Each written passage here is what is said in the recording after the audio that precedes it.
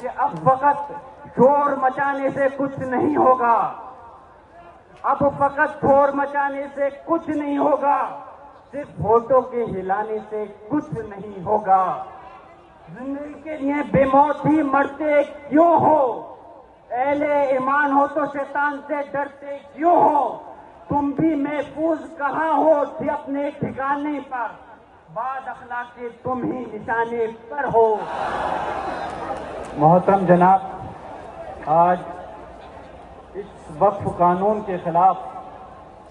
जो ये जलसा किया गया है इमारत शरिया के जरिए,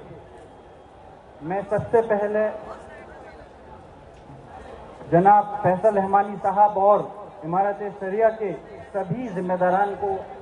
मुबारकबाद पेश करता हूं कि एक अच्छा जलसा कामयाब उन्होंने कराया। और उसके साथ साथ मैं आप सब लोगों का जो यहाँ पर पटना, पूरे बिहार के लोग यकीनन हजारों नहीं बल्कि लाखों की तादाद में तशरीफ लाए, और आपको ये समझना होगा कि ये जंग न सिर्फ फैसल रहमानी साहब या जियाउर रहमान पर की नहीं, बल्कि इस मुल्क के तमाम मुसलमान और हक और इंसाफ पसंद लोगों की ये जंग है। और जिस तरह से मैं देख रहा हूं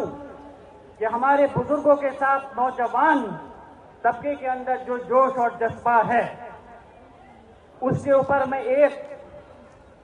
शेर पढ़ करके अपनी बात को शुरू करना चाहता हूं कि उकाबी रूह जब बेदार होती है जवानों में, उकाबी रूह जब बेदार होती है जवानों में, नजर आती है उनको अपनी मंजिल आसमानों में। नहीं तेरा नशेमन कसरे शाही की गुंबद पर, तू शाही है बसेरा कर पहाड़ों की चट्टानों पर। मुझे इस बात का एहसास है कि वक्त बहुत हो गया है, और यकीनन इस गर्मी में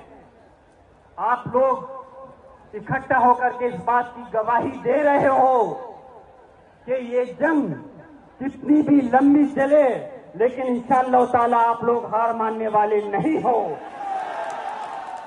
और कैसे हार मान लें, मैं पूछना चाहता हूं, ये जमीन वक्फ की जो हमारे बाबा और अजदाद ने हमारी कौम के लिए नहीं, सिर्फ इस मुल्क की फलाह बहबूदी के लिए दान की थी, ये सरकार के द्वारा दी हुई भीख नहीं है,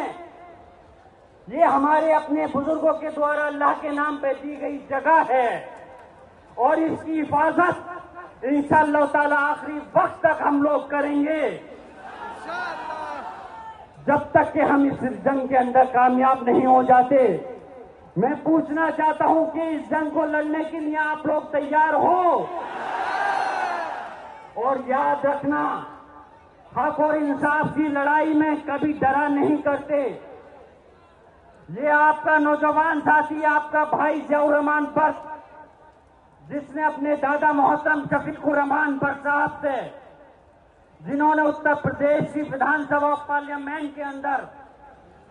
अपने मजहब और अपनी कौम और गरीब लोगों की आवाज को उठाने में कभी कोई परहेज नहीं किया। संभल, जैसे कि अभी फरमा रहे थे नाज़मी साहब,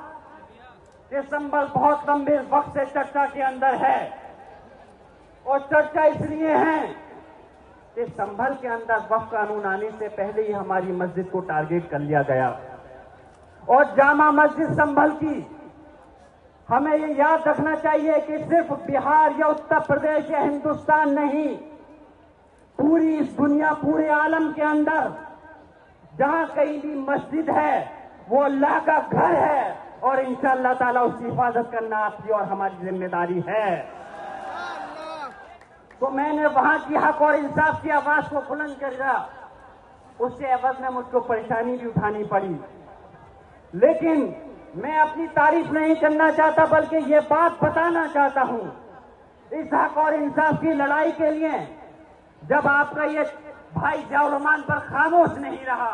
तो क्या आप लोग खामोश रह सकते हो? जब पार्लियामेंट के अंदर वक्फ कानून के खिलाफ चर्चा चल रही थी, तो मैंने भी जिस तरह से मैं अपनी बात बस मुख्तसर अल्फाज में खत्म कर रहा हूं। जिस तरह से मैंने भी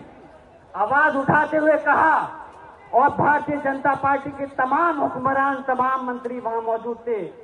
मैंने कहा था इस हिंदुस्तान का मुसलमान इस देश का गुलाम नहीं बल्कि मालिक है और हम अपने हक और इंसाफ की लड़ाई को लड़कर रहेंगे। लेकिन मुझे फख्र है कि इस लड़ाई के अंदर मुसलमान ही नहीं बल्कि इस हिंदुस्तान के जो सेकुलर लोग हैं, जो लोकसभा और राज्यसभा के अंदर हमें वोट मिले, सिर्फ मुसलमानों के नहीं, सभी धर्म के लोगों के वोट मिले। और वक्त के का लिहाज करते हुए मैं अपनी बात खत्म करना चाहता हूं और आप लोगों से इस दरख्वास्त के साथ दरख्वास्त भी करूंगा और यकीन भी दिलाऊंगा। दरख्वास्त ये करना चाहता हूं कि इस जंग को लड़ने के लिए, क्योंकि ये गांधी मैदान एक गवाह है, जब मुल्क आजाद हुआ था तब भी एक गांधी मैदान एक जंग के लिए साबित हुआ था। आज इस दूसरी जो जंग लड़ी जा रही है, इंशाअल्लाह ताला मैं सलाम करता हूं अपने पटना और बिहार के लोगों को, इस गांधी मैदान को, कि आज ये फिर से दूसरी तहरीक चलाने के लिए एक शुरुआत हुई है। और मैं अपनी बात इस शेर के साथ खत्म करना चाहता हूं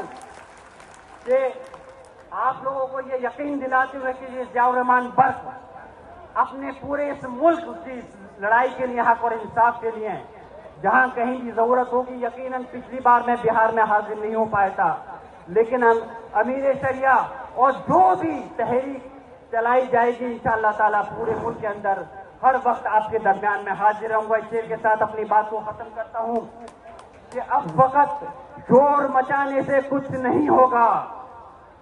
अब फकत शोर मचाने से कुछ नहीं होगा, सिर्फ फोटो के हिलाने से कुछ नहीं होगा। जिंदगी के लिए बेमौत ही मरते क्यों हो, अहले ईमान हो तो शैतान से डरते क्यों हो, तुम भी महफूज कहाँ हो अपने ठिकाने पर, बाद अखलाक के तुम ही निशाने पर हो।